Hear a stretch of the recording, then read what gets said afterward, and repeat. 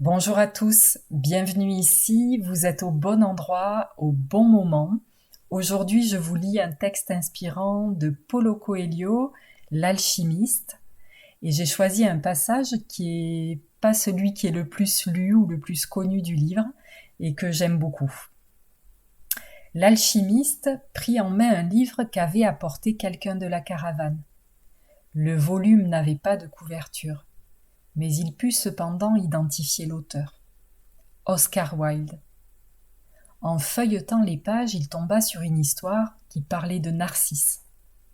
L'alchimiste connaissait la légende de Narcisse, ce beau jeune homme qui allait tous les jours contempler sa propre beauté dans l'eau d'un lac. Il était si fasciné par son image qu'un jour il tomba dans le lac et s'y noya.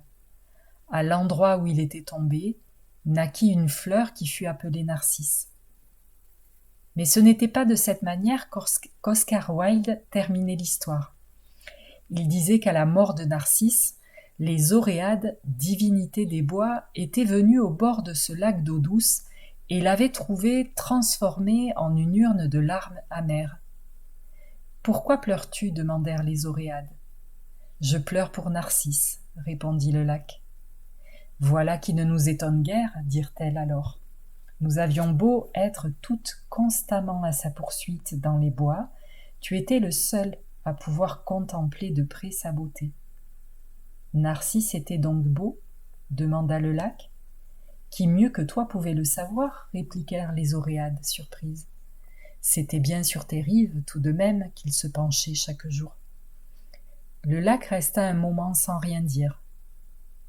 Puis, « Je pleure pour Narcisse, mais je ne m'étais jamais aperçu que Narcisse était beau.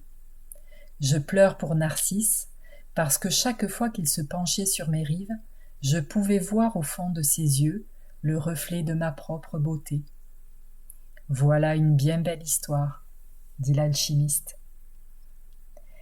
Voilà, c'est tout pour aujourd'hui. J'espère que ce texte vous a inspiré et je vous souhaite une chouette journée.